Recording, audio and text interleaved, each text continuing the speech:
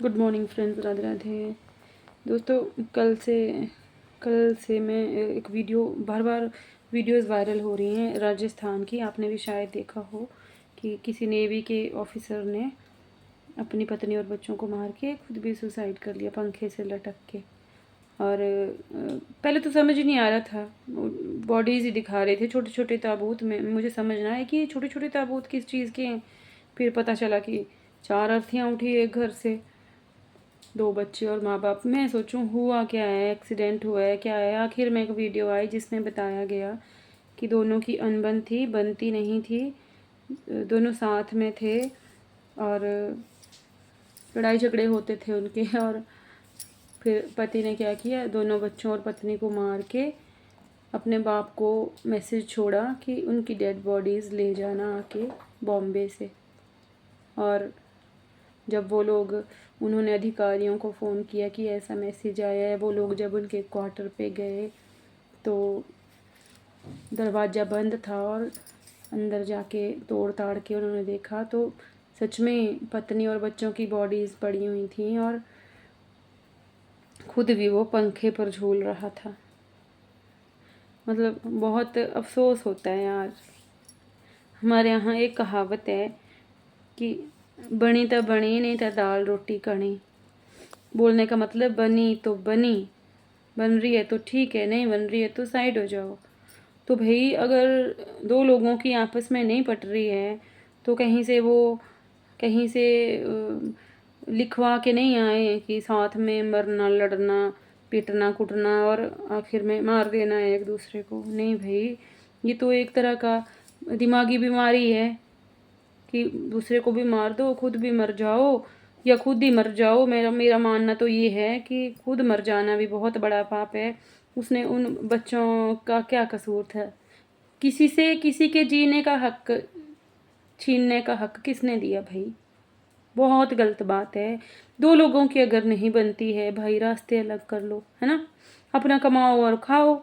ऐसे किसी की जान लेने का कोई हक नहीं है। जब मैंने पूरी न्यूज़ सुनी कि ये तो मार डालने और मर जाने का केस है, तो सोचो 3-4 महीने का एक बच्चा था, 3 साल का एक बच्चा था। खुद भी कितनी उम्र होगी उनकी, मुझे नहीं लगता है 30 क्रॉस किया होगा, 30 से नीचे नीचे होंगे दोनों।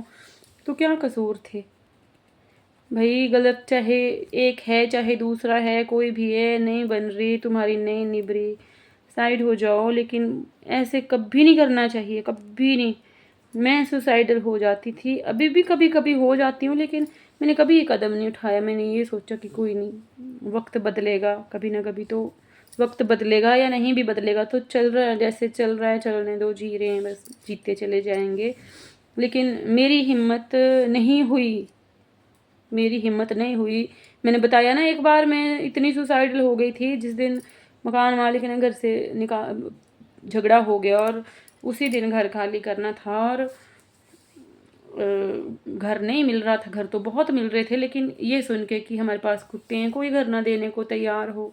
तो उस दिन मैं इतनी सुसाइडल थी कि हमारे घर में खाना नहीं बना था, शाम हो गई थी पिछली रात को जो खाना खाया था। और मैं इतनी सुसाइडल हो गई थी, घर से ही कोशिश कर रही थी, फ़ोन कर कर के घर ढूंढ रही थी।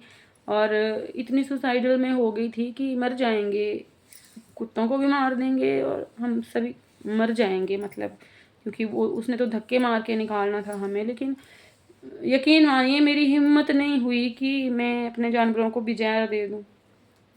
बच्चों को तो क्या ही देना है, मैं मन में ही आता था कि हाय मेरे बच्चों ने देखा ही क्या है, इनकी क्या गलती है, ये क्यों मरे, है ना। और मैं तो ऐसे सोचूं, ऐसे ऐसे ही अगर सोचूं भी ना कि ऐसा होगा तो हम ऐसा कर लेंगे, तो मैं तो उस सोच के साथ ही मैं पागल हो जाती हूँ कि हाय अपने जानवरों को भी जहर देके मैं मरते हुए कैसे देखूंगी। नहीं रे बाबा, नहीं, कभी नहीं ऐसा करना चाहिए। नहीं बन रही है तो भाई अलग हो जाओ, खुद भी जियो और दूसरों को भी जीने दो। ऐसे क्या हो रहा है भाई दुनिया में, क्या क्या हो रहा है, सच में बहुत दिल दुखता है, बहुत। नहीं, बहुत गलत बात है, ऐसा नहीं करना चाहिए। अब वो जो मर गए वो तो मर गए, वो तो अब निपटेंगे आगे जाके। लेकिन जिंदा लोगों को इन बातों से सीख लेनी चाहिए कि भाई ऐसा भी क्या, गुस्सा गुस्सा कहते हैं, गुस्सा आए ना तो दूर हट जाओ, चले जाओ, इधर उधर चले जाओ। जिसके साथ लड़ाई झगड़ा है उसके सामने खड़े रहोगे तो बातें चीज़ें और बिगड़ती हैं। तो अच्छा है साइड हो जाओ, मूड थोड़ा चेंज हो जाता है, थोड़ी देर दूरी बना लेते हैं उस इंसान से। लेकिन नहीं भाई, वो किस लेवल का गुस्सा होगा जिसने अपने बच्चे मार डाले हैं। माँ बाप बच्चों के लिए जीते हैं, है ना। पूरी ज़िंदगी बाप गधे की तरह कमाता है, उठने की जाने तक बाप चलता रहता है अपने बच्चों को अच्छी ज़िंदगी देने के लिए, है ना। और बहुत ही बड़ा गुनाह है ये।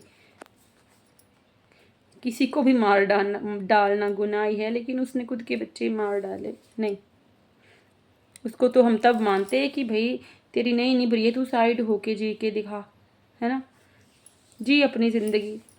और मैं तो इस स्टेज पर पहुंच चुकी हूँ कि मुझे लगता है कि अकेले रहने से बेहतर कोई ज़िंदगी हो ही नहीं सकती। एक वक्त था जब बच्चे एक दिन के लिए भी कहीं चले जाते थे तो मैं ऐसे पर्दे वर्दे पैक करके ऐसे अंदर रहती थी। ऐसे लगता था कि पर्दा भी ज़रा सा हिल गया खिड़की का तो अंदर घुस आएगा कोई, मतलब इस तरीके का डर। बच्चे क्या करेंगे, छोटे छोटे बच्चे, मान लिया कुछ गलत होता भी है तो मतलब इस तरह का वो अकेले रहने का वो एक एंग्जाइटी थी मन में, डर कि अकेले नहीं, अकेले की भी कोई ज़िंदगी होती है। लेकिन जीवन के इस मोड़ पर पहुंचकर मुझे लगता है कि जिसको अकेले जीना आ गया ना, उसने जंग जीत ली। अकेले रहने का एक अलग ही मज़ा है जो अब मैं फ़ील करती हूँ। अकेली तो खैर मैं फिर भी नहीं होती, बच्चे एक दिन के लिए भी कहीं जाएँ तो मेरे पास तो पेट्स हैं, मैं तो अकेली होती नहीं, मुझे तो फ़ील ही नहीं होता क्योंकि मुझे वैसा ही खाना बनाना पड़ता है, सब काम वैसे होते हैं, 4 रोटियाँ कम बनती हैं बच्चों की। तो भाई अकेले रहना पड़े अकेले झीलो, लेकिन मरो मत, ना किसी को मारो, बस इतना सा कहना है। ये बहुत ही गलत बात है, बहुत ही घिनौनी हरकत है।